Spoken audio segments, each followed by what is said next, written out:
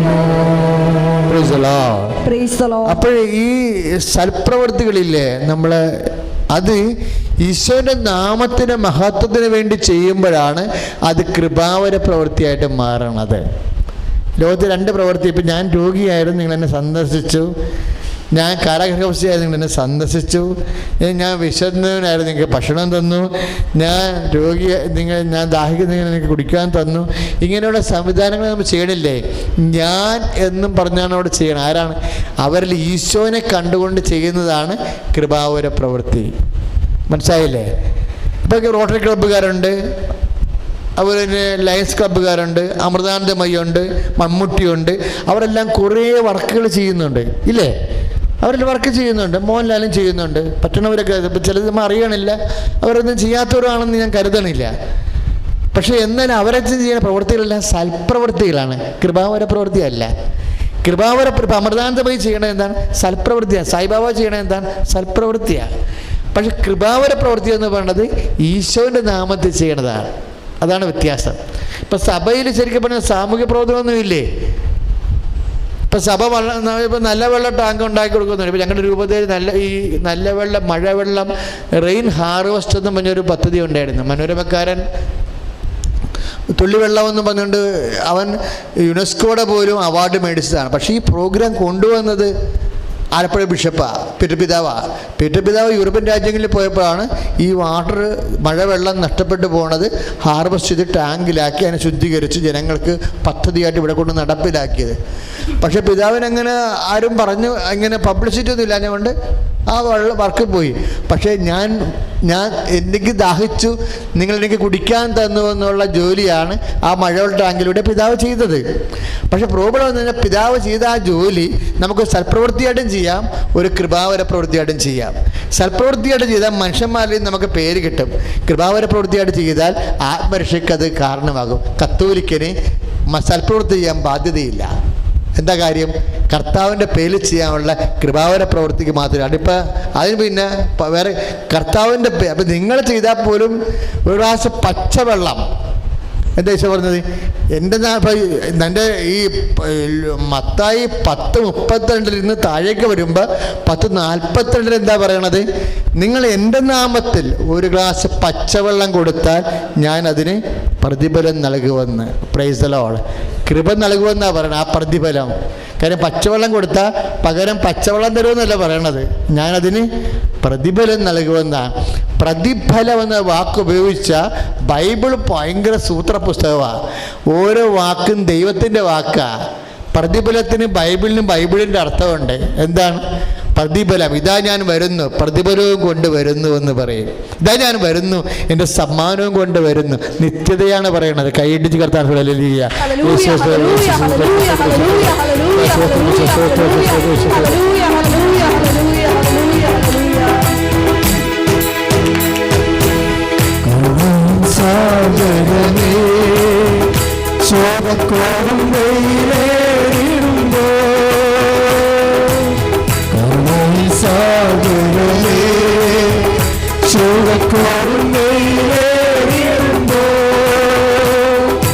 മേഘത്തിൽ തളരരുളേ സാന്ത്വനമായി നടത്താം. മേഘത്തിൽ തളരരുളേ സാന്ത്വനമായി നടത്താം.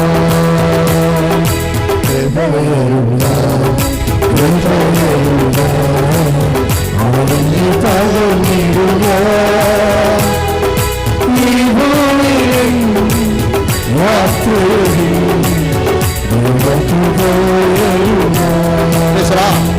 ഹല്ലേലൂയ. അപ്പൊ പതുക്കെ നമ്മൾ സ്റ്റാൻഡിൽ പിടിക്കുകയാണ്. ഇപ്പോഴത്തെ ഈശോ പറഞ്ഞുകൊണ്ടിരിക്കുന്നത്, അതായത് കൃപ നമുക്ക് ലഭിക്കാൻ ഈശോയുടെ നാമത്തിലാണ് നമ്മൾ പ്രേക്ഷിത പ്രവർത്തനം ചെയ്യേണ്ടതെന്ന്, നമ്മുടെ പേരിലല്ല. മനസ്സിലായില്ലേ? അങ്ങനെ ചെയ്യുമ്പോൾ അതെന്താണ്? അതിന് പ്രതിഫലം സിദ്ധിക്കും. കൃപയുടെ പ്രതിഫലം എന്താ? കൃപയുടെ പ്രതിഫലം നിത്യജീവനാണ്. അതിനച്ഛൻ പറഞ്ഞു, തപസ്സിൻ്റെ ആംഗിൾ വേറെ, ഉടമ്പടി പ്രാർത്ഥന ആംഗിൾ വേറെ. ഉടമ്പടി പ്രാർത്ഥന ഭൗതികമായ കാര്യങ്ങളെ നിവർത്തിക്ക് വേണ്ടിയുള്ളതാണ്. തപസ് ഭൗതിക കാര്യവും നടക്കും, അതേസമയം നിത്യകൃപയും ലഭിക്കും. കാര്യം കൃപയെന്ന് നമുക്ക് നമ്മൾ ഈ ആർജിക്കുന്ന കൃപയുണ്ട്. ഇപ്പം ഈ കൃപാവര പ്രവർത്തകളിലൂടെയാണ് നമ്മൾ കൃപ ആർജിക്കണത്. ആർജിക്കുന്ന കൃപ നമുക്ക് കൂദാശകളിലൂടെ അടിസ്ഥാന കൃപയുണ്ട്. നമുക്ക് ഈ അടിസ്ഥാന കൃപയുടെ കൂടെയാണ് നമ്മൾ യേശുനാമത്തിലുള്ള നമുക്കറിയാമല്ലോ. ഇപ്പം ഞാൻ രോഗിയായിരുന്നു, നിങ്ങൾ എന്നെ കണ്ടു. ഞാൻ കാരാഗൃഹവാസിയായിരുന്നു, എന്നെ സന്ദർശിച്ചു. അങ്ങനെ ഒരു വ്യക്തിക്ക് ചെയ്യണമെങ്കിൽ ഈശോനോട് നമുക്ക് എന്ത് തോന്നണം? വിശ്വാസം, പിന്നെന്താ? സ്നേഹം. രണ്ടാം സംഭവം. അപ്പോൾ ഇപ്പം ഞാൻ രോഗിയായി, ഇപ്പം നമുക്ക് കൃപാവര പ്രവർത്തനം ചെയ്യണമെങ്കിലേ, ഇപ്പം ഞാൻ രോഗിയായിരുന്നു, ഇപ്പം 10, 25, 35 ഈ ഞാൻ രോഗിയായിരുന്നു, നിങ്ങൾ എന്നെ വന്ന് കണ്ടു. എനിവേ ഈ രോഗത്തിന് മതവും ജാതിയും ഉണ്ടോ? രോഗത്തിന് ശത്രു സ്നേഹമുണ്ട്. രോഗമാ. നമ്മുടെ ശത്രു രോഗം വന്നാലും നമ്മൾ പോയി കാണും. ഇഷ്ടപ്പെട്ടില്ലേ നമ്മൾ പോയി കാണും. നമ്മൾ പോയി കാണുന്ന ആരുടെ പേരിലാണ്? യേശുവിൻ്റെ പേരിൽ. യേശുവിൻ്റെ പേരിൽ അങ്ങനെയുള്ള കൃപാവര പ്രവൃത്തി ചെയ്യണമെന്നുണ്ടെങ്കിൽ നമുക്ക് യേശുവിൻ്റെ എന്തുണ്ടാകണം? സ്നേഹം ഉണ്ടാകണം. പിന്നെന്തുണ്ടാകണം? വിശ്വാസം. ഈ രണ്ട് കാര്യം ഭയങ്കരമായിട്ടോ, രണ്ട് ചിറക് പോലെയാണ്. അതായത് സ്നേഹവും വിശ്വാസവും. പ്രത്യാശ ഞാൻ അത്രയും കണക്കാക്കത്തില്ല. കാര്യം സ്നേഹവും വിശ്വാസവും ഉണ്ടാകുമ്പോൾ അതിൻ്റെ പ്രൊഡക്റ്റായിട്ട് വരുന്നതാണ് പ്രത്യാശ നമ്മൾ നേരിട്ട് ടാർഗറ്റ് ചെയ്യേണ്ട കാര്യമില്ല. നമ്മൾ സ്നേഹത്തിൻ്റെയും വിശ്വാസത്തിൻ്റെയും ആമ്പയർ കൂട്ടി കഴിയുമ്പോൾ ഓട്ടോമാറ്റിക്കായിട്ട് ഫ്രൂട്ട്സായിട്ടാണ് ഹോപ്പ് വരുന്നത്. അപ്പോൾ സ്നേഹം. അതുകൊണ്ട് തിമോത്തി 1:14 പറയും, കർത്താവിൻ്റെ കൃപ എന്ന് പറഞ്ഞ്, കർത്താവിൻ്റെ കൃപ അവനോടുള്ള സ്നേഹത്തോടും വിശ്വാസത്തോടും ഒപ്പം നമ്മിലേക്ക് ചൊരിയുന്നു. കാരണം പൊക്കം ഉണ്ടല്ലേ. അതായത് നമ്മൾക്ക് ഇപ്പം 25-35 മത്തായി. ഞാൻ രോഗിയായിരുന്നു, നിങ്ങൾ എന്നെ വന്ന് സന്ദർശിച്ചു. കാരാഗൃഹവാസിയായിരുന്നു, നിങ്ങൾ എന്നെ വന്ന് സന്ദർശിച്ചു. ഞാൻ വിശന്നു, എനിക്ക് ഭക്ഷണം തന്നു. ഇതെല്ലാം നമ്മൾ ചെയ്യണത് ആർക്ക് വേണ്ടിയാണ്? കർത്താവിന് വേണ്ടി. കർത്താവിൻ്റെ നാമത്തിലാണെന്ന് പറഞ്ഞിട്ടുണ്ട്. അത് 10:42. ഈ ചെറിയ ഒരുക്കെങ്കിൽ ഒരു ഗ്ലാസ് പച്ചവെള്ളം കൊടുത്താൽ ഞാനത് പ്രതിഫലം നൽകുമെന്ന് പറഞ്ഞപ്പോൾ നമ്മൾ കൊടുക്കുന്ന ഭൗതികമായ കാര്യങ്ങൾ കർത്താവിൻ്റെ സ്നേഹത്തെപ്പെടുത്തിയാണെങ്കിൽ, കർത്താവിൻ്റെ വിശ്വാസത്തെപ്പെടുത്തിയാണെങ്കിൽ, കർത്താവിൻ്റെ നാമത്തിലാണെങ്കിൽ ഇറ്റ് വിൽ ബി റിവാർഡഡ്. ഞാനത് പ്രതിഫലം നൽകും. എപ്പോഴാണോ നൽകേണ്ടത്? ഇതാ ഞാൻ വരുന്നു, എൻ്റെ സമ്മാനവും കൊണ്ടുവരുന്നുവെന്ന് നമ്മൾ വെളിപ്പാട് 21 നമ്മൾ വായിക്കുമ്പോൾ കർത്താവ് സമ്മാനം നിത്യതയെക്കുറിച്ചാണ് പറയണത്. നമ്മൾ ചെയ്യുന്ന ഓരോ കൃപാവര പ്രവർത്തികൾക്കും നിത്യതയും സമ്മാനമായി മാറുകയും ഇതിങ്ങനെ കൃപയെ ആർജിക്കുകയും ചെയ്യുകയാണ്. ഇത് നമ്മൾ ശ്രദ്ധിക്കേണ്ട കാര്യം, നമ്മൾ കൃപ എന്തുമാണ്? ദൈവത്തിൻ്റെ ശക്തിയാണെന്ന് ഞാൻ നിങ്ങൾ പറഞ്ഞില്ലേ? ഈ ശക്തിയാണ് നമ്മൾ ആത്മാവ് ആർജിക്കണത്. ആർജിച്ച് കഴിയുമ്പോൾ ആത്മാവ് കുറേ കാര്യങ്ങളിലേക്ക് ഇങ്ങനെ കൃപാവര പ്രവർത്തികളിലൂടെ ശക്തി ആർജിച്ച് കഴിയുമ്പോൾ ഇതിൻ്റെ പവർ അങ്ങ് വർദ്ധിക്കും. ഇതിൻ്റെ പവർ വർദ്ധിച്ചിട്ട് പുനരുത്ഥാനത്തിൽ ഈ ഡൈവേർഷൻ കാണിക്കുന്നത്. പുനരുത്ഥാന കാലം വരുമ്പോൾ ഇതിൻ്റെ അതായത് ഏറ്റവും കൂടുതൽ കൃപ ലഭിച്ച ആൾക്കാർ കർത്താവിൻ്റെ ദിവസം സൂര്യനെ പോലെ ശോഭിക്കും. അതിന് കുറഞ്ഞ കൃപ ലഭിച്ച ആൾക്കാർ കർത്താവിൻ്റെ മുമ്പിൽ ചന്ദ്രനെ പോലെ ശോഭിക്കും. അതിനേക്കാൾ കുറഞ്ഞ കൃപ ലഭിച്ച ആൾക്കാർ കർത്താവിൻ്റെ മുമ്പിൽ നക്ഷത്രങ്ങളെ പോലെ ശോഭിക്കും. അതിനേക്കാൾ കുറഞ്ഞ കൃപ ലഭിച്ച ആൾക്കാർ കരിക്കട്ട പോലെ ശോഭിക്കും. ഇത് അച്ഛൻ പറഞ്ഞതല്ല. ആര് പറഞ്ഞതാണ്? പൗലോസിനോട് പരിശുദ്ധാത്മ പറഞ്ഞതാണ്. 2 കൊരിന്ത്യസ് 15 1 കൊരിന്ത്യസ് 15:41 1 കൊരിന്ത്യസ് 15:41 ഒന്ന് വായിച്ചു നോക്കിയേ. ഒന്ന് വായിച്ചേ. സൂര്യന്റെ തേജസ് ഒന്ന്, ചന്ദ്രന്റേത് മറ്റൊന്ന്, നക്ഷത്രങ്ങളുടേത് വേറൊന്ന്. നക്ഷത്രങ്ങൾ തമ്മിലും തേജസ്സിന് വ്യത്യാസമുണ്ട്. ഇപ്രകാരം തന്നെയാണ് മരിച്ചവരുടെ പുനരുത്ഥാനം. This is the main point. അതായത് പറഞ്ഞു കേട്ടില്ലേ, പൗലോസിന്റെ ആണ്. അതായത് 1 കൊരിന്ത്യസ് 15:41 വചനം. അതായത് ഇപ്രകാരം തന്നെയാണ് പറഞ്ഞ്, ഇപ്രകാരം തന്നെയാണ് മരിച്ചവരുടെ പുനരുത്ഥാനം. അപ്പൊ പുനരുത്ഥാനം എന്ന് പറയുമ്പോൾ അതിൻ്റെ അകത്ത് സൂര്യകൃപയുണ്ട്, ചന്ദ്രകൃപയുണ്ട്, നക്ഷത്രകൃപയുണ്ട്, താഴ്ന്ന കേസുണ്ട്. ചില ആൾക്കാർ വിചാരിക്കുവേ ഇവിടെ പെണ്ണും പിടിച്ച് രജിസ്റ്റർ മാരേജ് നടത്തി 2-3 കല്യാണരാമന്മാരായിട്ട് ജീവിക്കാം, പെങ്ങളുടെ വസ്തു പിടിച്ചെടുക്കാം, കൈക്ക് കൊട്ടേഷൻ ഗ്രൂപ്പ് കയ്യിലുണ്ടായാൽ മതി. ഇപ്പം അമ്മായിയമ്മമാർ വരുമ്പോഴും മരുമക്കളും ഇടിക്കുമ്പോൾ എന്താ, നിന്നെ ഞാൻ കൊട്ടേഷൻ കൊടുക്കുമെന്നല്ലേ പറയണത്. മരുമക്കളും തിരിച്ചു പറയും കൊട്ടേഷൻ എൻ്റെ അങ്ങനെ കൊട്ടേഷൻ അല്ല ആണ്, പിന്നെ എനിക്ക് പുറത്ത് തിരക്കേണ്ട ആവശ്യമില്ല എന്ന് പറയാം. അവരങ്ങനെ പറയണം. മരുമക്കളെ തിരിച്ചടിക്കണം എന്താണ് അറിയാവാ, നിങ്ങൾ കൊട്ടേഷൻ കൊടുക്കണ്ടേ, എൻ്റെ അങ്ങനെ കൊട്ടേഷൻ ആണ്, പിന്നെ പുറത്ത് പോയി കൊട്ടേഷൻ ഉണ്ടാക്കേണ്ട കാര്യമില്ലെന്ന് ഇവർ തമ്മിൽ ഗോസ്തിയാണ് ഇത് പറഞ്ഞത്. അപ്പം ഇതാണ് ജീവിതത്തിലേക്ക് വരുന്ന ഒരു വിഷയം. അപ്പോൾ ഇങ്ങനെയുള്ള അവസ്ഥകളൊക്കെ നമ്മൾ ഓർക്കും. ഈ കൊട്ടേഷൻ എല്ലാം കളിച്ച് അവസാനം ചകാന്നെടുത്ത് അച്ഛനെ വിളിച്ച് ഈശോ മറി ഔസേപ്പ് എന്നൊക്കെ വിളിച്ച് പോയി കഴിഞ്ഞാൽ ഇപ്പം സംഭവം ഓക്കെ ആകത്തില്ലെന്ന് അർത്ഥം. എല്ലാവരും ഈ കത്തോലിക്കിന് അബദ്ധം പറ്റിക്കണം എങ്ങനെയാണ്, ഇത് അവസാനം അച്ഛനെ വിളിച്ച് കുമ്പസാരിക്കാമെന്ന് വിചാരിച്ചുകൊണ്ടിരിക്കുക, ഞൊട്ടും. എന്താ കാര്യം വെച്ച് കഴിഞ്ഞാൽ കൃത്യമായിട്ട് പറയുന്നുണ്ട്, അക്കൗണ്ട് അക്കൗണ്ട് ചെയ്ത് പോകണേ, അക്കൗണ്ട് ചെയ്ത് പോവുകയാണ്. അത് വെച്ച് കഴിഞ്ഞാൽ അവസാനം കള്ളക്കണക്കെടുത്താൻ പറ്റത്തില്ല, എഴുതി ചേർക്കാൻ പറ്റത്തില്ല, അക്കൗണ്ട് ചെയ്ത് പോവുകയാണ്. അതാണ് എൻ്റെ വരുന്ന പ്രശ്നം. എന്ന് വെച്ച് കഴിഞ്ഞാൽ നീ ആർജിക്കുന്ന കൃപയനുസരിച്ച് കൊണ്ടാണ് അവൻ്റെ സാദൃശ്യത്തിലേക്ക് കൺവേർട്ട് ചെയ്ത് പോണത്. അതാണ് ഡെയിലി കണക്കാ. നീ അത് അവസാനം ചെയ്യാൻ പറ്റത്തില്ല. നീ ആർജിക്കുന്ന കൃപയനുസരിച്ച് കൊണ്ട് അവൻ്റെ സാദൃശ്യത്തിൽ നിന്ന് സാദൃശ്യത്തിലേക്ക് അപ്പം തന്നെ ആത്മാവ് കൺവേർഷൻ നടന്നുകൊണ്ടിരിക്കുക. 2 കൊറിന്ത്യൻസ് 3:18 2 കൊറിന്ത്യൻസ് 3:18 2 കൊരിന്ത്യൻസ് 3:18 കർത്താവിന്റെ മഹത്വം കണ്ണാടിയിൽ എന്നതുപോലെ മൂടുപടയും അണിയാത്ത മുഖത്ത് പ്രതിഫലിക്കുന്ന നാം എല്ലാവരും അവിടുത്തെ സാദൃശ്യത്തിലേക്ക് മഹത്വത്തിൽ നിന്ന് മഹത്വത്തിലേക്ക് രൂപാന്തരപ്പെട്ടുകൊണ്ടിരിക്കുകയാണ്. പണിയായി. ദാറ്റ് മീൻസ് ഓരോ സൽപ്രവൃത്തിയിലൂടെയും ആ ടൈമിൽ തന്നെ പ്രോസസ്സിങ് നടന്നുകൊണ്ടിരിക്കുകയാണെന്ന്. This is the greatest revelation in this retreat. ഇത്രയും നാളത്തെ ഏറ്റവും വലിയ വെളിപാടാണിത്. അതായത് അവസാനം കള്ളക്കണക്കെടുത്ത് ചേർക്കാൻ പറ്റത്തില്ലെന്ന്. അതായത് നമ്മൾ ചെയ്യുമ്പോൾ തന്നെ അക്കൗണ്ടായി പോവുകയാണ്. നമ്മൾ അതാണ് ഒന്ന് വായിക്കുക, ശ്രദ്ധിക്കുക. ഈ പുനരുത്ഥാനത്തിൽ സംഭവിക്കുന്നത് അങ്ങനെയല്ല, മഹത്വത്തിലേക്ക് രൂപാന്തരപ്പെടുകയാണല്ലോ. അതാണ് ചെയ്യണം, അതാണ് സംഭവിച്ചിരിക്കുന്നത്. കണ്ണാടിയിൽ എന്നതുപോലെ അണിയാത്ത മുഖത്ത് പ്രതിഫലിക്കുന്ന നാം എല്ലാവരും എന്ത് ചെയ്യണം? അവിടുത്തെ സാദൃശ്യത്തിലേക്ക്, ദൈവത്തിൻ്റെ സാദൃശ്യത്തിലേക്ക് മഹത്വത്തിൽ നിന്ന് മഹത്വത്തിലേക്ക് രൂപാന്തരപ്പെട്ടുകൊണ്ടിരിക്കുകയാണ്. അല്ല രൂപാന്തരപ്പെടുമെന്നല്ല പറഞ്ഞിരിക്കുന്നത്, ഓൺ പ്രോസസ്സിലാണ് സംഭവം. ഓരോ കൃപാവര പ്രവർത്തികളിലൂടെയും ആത്മാവ് കൺവേർഷൻ പ്രാപിച്ചുകൊണ്ടിരിക്കുകയാണ്. പണിയായിരിക്കും ഇത് പണിയായിരിക്കും. കാര്യം ഇനിയെങ്കിലുള്ള കാലം ശ്രദ്ധിക്കണം. കൃപ ഇവിടെ, അതായത് നമുക്ക് കൃപാവര സൽപ്രവർത്തിയിലൊന്നും ഒന്നും കിട്ടത്തില്ല. നമുക്ക് ഇപ്പം ചവരില്ലാത്ത ചോറ് തിന്നുന്ന പോലെ ഇരിക്കും, ഒന്നും കിട്ടത്തില്ല. ചവരില്ലാത്ത ചോറ് തിന്നരുതെന്ന് പറഞ്ഞില്ലേ? ഇപ്പം മെഡിക്കൽ സയൻസ് പറഞ്ഞിട്ടില്ല, ചവരില്ലാത്ത ചോറ് കഴിച്ചിട്ട് കാര്യമില്ല, അതിനകത്ത് ഒന്നും കിട്ടുക. കാർബോഹൈഡ്രേറ്റ് ഉണ്ട്, അത് കുറേ പകുതി മുക്കാലും മലമായിട്ട് പോവുകയാണ്, ഒന്നും കഥയില്ല. അതുകൊണ്ടാണ് ചുവപ്പ് ചോറ് തിന്നണമെന്ന് പറയണത്, ഇല്ലേ? അവിടെ കർശനമായിട്ട് പറഞ്ഞിരിക്കുകയാണ്. നിങ്ങളുടെ ഇത് തന്നെയല്ല, ഭക്ഷണക്രമങ്ങളൊക്കെ മലയാളി മാറ്റാതെ നമുക്ക് ജീവിക്കാൻ പറ്റാതെ വരും. ഇപ്പം നമ്മുടെ കുഞ്ഞുങ്ങൾ ബേക്കറിലേക്ക് പോയി, അത് അതിനേക്കാൾ ഗതികളായിപ്പോയി. അതാണ് ഫാറ്റി ലിവറൊക്കെ അടിച്ച് വരുന്നത്. കുറച്ച് കാലം കഴിയുമ്പോൾ നല്ല കലോറിയുള്ള കുറച്ച് ഭക്ഷണം കഴിച്ച് മനുഷ്യൻ കൂടുതൽ ജോലി ചെയ്യണ ഒരു കാലം വരും. അങ്ങനെ വരണം. ഇപ്പോൾ നമ്മുടെ മലയാളി അല്ലെങ്കിലും ഭക്ഷണക്രമം മാറ്റണം.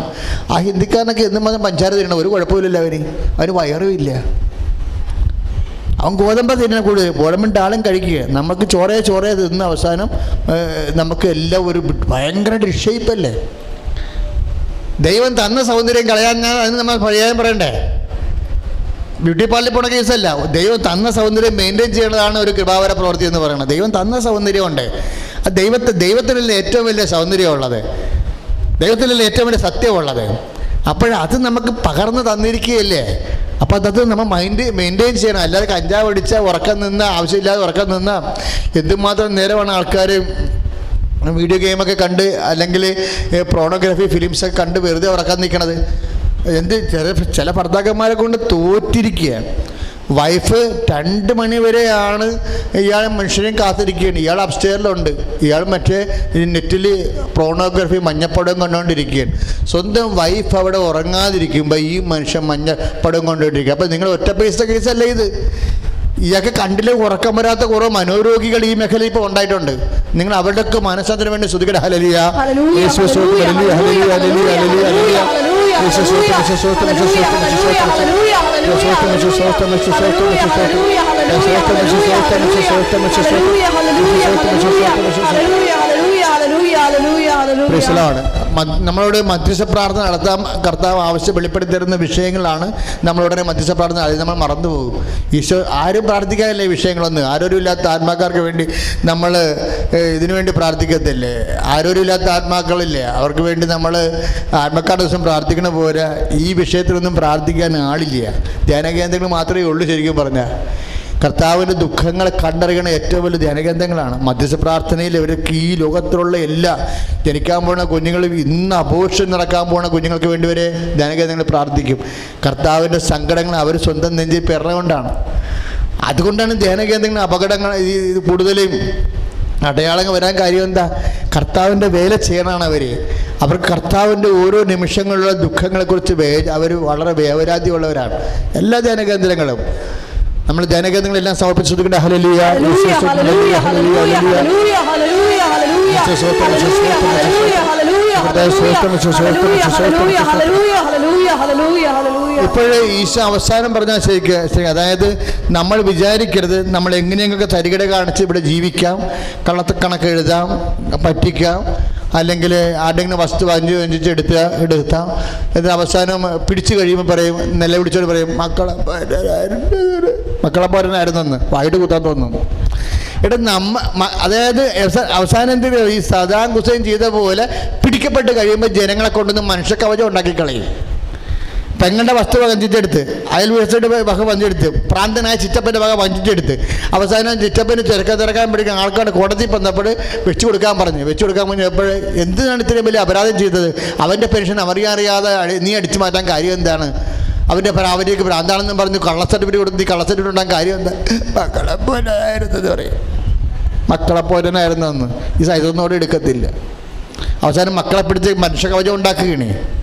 ഈ പരിപാടി ഒന്നും നടക്കത്തില്ല. എന്ന് വെച്ച് കഴിഞ്ഞാൽ എല്ലാ കാര്യവും അപ്പോഴപ്പ റെക്കോർഡ് ചെയ്ത് ആത്മാവിലേക്ക് സ്വരുക്കൂട്ടിക്കൊണ്ടിരിക്കുകയാണ്. ഏറ്റവും അപകടം പിടിച്ച വചനമാണ് വെളിപ്പെട്ടിരിക്കുന്നത്. 2 കൊരിന്ത്യർ 3:18. അവിടുന്ന് നമ്മളെല്ലാം മഹത്വത്തിൽ നിന്ന് മഹത്വത്തിലേക്ക് സാദൃശ്യപ്പെട്ടുകൊണ്ടിരിക്കുകയാണെന്ന്. അല്ല സാദൃശ്യപ്പെടുമെന്നല്ല, നമ്മൾ തന്നെ അപ്പോഴപ്പോഴും ഡെയിലി അക്കൗണ്ട് കയറി പോയിക്കൊണ്ടിരിക്കുകയാണ്. ആ ഡെയിലി അക്കൗണ്ട് കയറി പോകുമ്പോൾ ഉണ്ടാകുന്ന കുഴപ്പമെന്ന് വെച്ച് കഴിഞ്ഞാൽ അവസാനത്തെ ഈ ഒപ്പിക്കൽ പരിപാടി നടക്കത്തില്ല. അച്ഛനെ വിളിച്ചുകൊണ്ട് വന്നിട്ട് ഒപ്പിച്ചെടുക്കത്തില്ലേ? ഒടുക്കത്തെ കൊടുത്ത് ഒപ്പിച്ചെടുക്കുമല്ല. അപ്പോൾ നമ്മൾ കുമ്പസാരം കുർബാന സ്വീകരിച്ച് കുമ്പസാരത്തിന് പോലും ഈ ജ്ഞാനസ്ഥാനത്തിനെ പോലും ബൈബിള് പറയണത് അഡ്വാൻസ് ആണെന്നാണ്. എൻട്രൻസ് പഠിക്കും. നമ്മൾ MBBS പഠിക്കുന്ന ആൾക്കാർ എൻട്രൻസിന് പോകത്തില്ലേ? എൻട്രൻസ് പാസ്സായി ഉടനെ ഡിഗ്രി കൈ കിട്ടുക, ചികിത്സ തുടങ്ങാൻ പറ്റുക, പിടിച്ചാൽ കത്തിടും ഗവൺമെൻറ്. എൻട്രൻസ് പാസ്സായിട്ടുള്ളു. അതുപോലെ ജ്ഞാനസ്ഥാനം ഉള്ളിയ അഡ്വാൻസ് എൻട്രൻസാണ് സാധനം.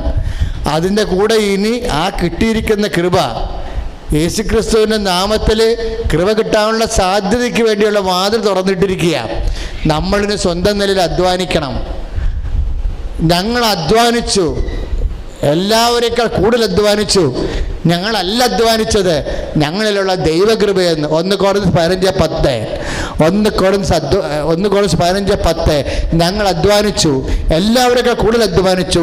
ഞങ്ങളല്ല അധ്വാനിച്ചത്. ആരാണ് അധ്വാനിച്ചത്? ഞങ്ങളിലുള്ള ദൈവകൃപയെന്ന്. ദൈവകൃപ മാത്രമേ അധ്വാനിപ്പിക്കത്തുള്ള. ദൈവകൃപയാണ് കൃപാവര പ്രവർത്തനം. കൃപാവര പ്രവർത്തനത്തിലാണ് ബൈബിൾ അധ്വാനം എന്ന് പറയുന്നത്. ബൈബിൾ അധ്വാനം എന്ന് പറയുന്നത് എന്താണ്? കൃപാവര പ്രവർത്തനത്തിനാണ്, അല്ല വർക്കീസ് വർഷിപ്പല്ല. അത് മുതലാളിത്ത സമൂഹത്തിൽ തൊഴിലാളികളെ കൊണ്ട് ഞായറാഴ്ച പോലും പണിയുണ്ടാക്കാൻ വേണ്ടി ലാഭക്കൊതിയന്മാരെ സാഹിബന്മാരുണ്ടാക്കിയതാണ് വർക്കീസ് വർഷിപ്പ്. അധ്വാനമാണ്, ആരാധന. അധ്വാനം അല്ല ഇത്. ഇത് ആത്മാക്കളെ വീണ്ടെടുക്കാൻ വേണ്ടി യേശുക്രിസ്തുവിന്റെ നാമത്തിന്റെ രക്തത്തിന് വേണ്ടിയുള്ള അവന്റെ രക്തം ഭൂമി വീണിട്ടുണ്ടെങ്കിൽ ആ രക്തത്തിലുള്ള പ്രതികാര നടപടിയായിട്ടാണ് സാത്താനെതിരെയുള്ള അധ്വാനമാണ് കൃപാവര പ്രവൃത്തികളെ, യേശുക്രിസ്തു നാമത്തിൽ ചെയ്യുന്ന പ്രവൃത്തികളെ, ദൈവത്തിന്റെ മഹത്വത്തിന് വേണ്ടി ചെയ്യുന്ന പ്രവൃത്തികൾ. പിതാവേ, ഭൂമി ഞാൻ അങ്ങയെ മഹത്വപ്പെടുത്തി, ആകയാൽ അങ്ങേപ്പക്കൽ എന്നെ മഹത്വപ്പെടുത്തണമെന്ന് ഈശോ പ്രാർത്ഥിച്ചില്ലേ? 17:4 യോഹന്നാന്റെ സുവിശേഷം. പിതാവ് ഭൂമിയിലെ യേശുക്രിസ്തുവിനെ മഹത്വപ്പെടുത്തുമ്പോൾ ആ മഹത്വപ്പെടുന്ന പ്രവർത്തനങ്ങളാണ് അധ്വാന പ്രവർത്തനങ്ങൾ. അധ്വാന പ്രവർത്തനങ്ങളോട് തിരിച്ചു മഹത്വം വരണത്. ആ മഹത്വമാണ് ഇപ്പോൾ നമ്മൾ വായിച്ചത്. എന്താണ്? നാമെല്ലാം അവനിൽ നിന്ന് മഹത്വത്തിലേക്ക് അവൻ്റെ സാധനത്തിൽ നിന്ന് ശാശ്വതത്തിലേക്ക് മഹത്വത്തിലേക്ക് പ്രവേശിച്ചുകൊണ്ടിരിക്കുകയാണ്. കൃപാവര പ്രവർത്തികൾ നമ്മളെ മഹത്വപ്പെടുത്തുന്നു. ആരുടെ മുമ്പിൽ കൃപാവര പ്രവർത്തികൾ ദൈവത്തെ മഹത്വപ്പെടുത്തുമ്പോൾ ആ മഹത്വം തിരിച്ച് മഹത്വപ്പെടുത്തുന്ന നമ്മളെ എങ്ങനെയാണ്? യോഹന്നാൻ 17:4 പിതാവേ, ഭൂമിയിൽ ഞാൻ അങ്ങയെ മഹത്വപ്പെടുത്തി, അതിനാൽ അങ്ങേപ്പക്കൽ എന്നെ മഹത്വപ്പെടുത്തണം. ദൈവം നമ്മളെ മഹത്വപ്പെടുത്തി കഴിയുമ്പോൾ 2 കൊരിന്ത്യർ 3:12 വർക്ക് ചെയ്യും. ദൈവം നമ്മളെ മഹത്വപ്പെടുത്തി കഴിയുമ്പോൾ നമ്മൾ അവൻ്റെ സാദൃശ്യത്തിലാകും. സാദൃശ്യത്തിലാക്കിയാൽ തീർന്നില്ല. അത് പിന്നെ ചന്ദ്രകൃപ, അത് പിന്നെ നക്ഷത്രകൃപ, അത് പിന്നെ ചന്ദ്രകൃപ, അത് പിന്നെ സൂര്യകൃപ, അങ്ങനെ വളർന്ന് നാം എല്ലാം ഫുൾനെസ്സിൽ കരുത്തോമനെ hail Mary full of grace. അമ്മയെ കണ്ടപ്പോൾ മാലാഖ പറഞ്ഞത് എന്താണ്? സൂര്യനെ ഉടയാടിയാക്കിയവളെ, സൂര്യകൃപ നിറഞ്ഞവളെ, കരുത്തോമനെ hail Mary full of grace. കൃപ നിറഞ്ഞവളെ. കൃപ നിറയുമ്പോഴാണ് സൂര്യകൃപയാകണത്. അപ്പോഴാണ് അമ്മയെപ്പോലെയാണ്. നമുക്ക് അമ്മയെപ്പോലെയാകാൻ കർത്താവ് അഭിഷേകം തരാൻ പോകുന്നു. സുധിയുടെ ഹല്ലേലൂയ.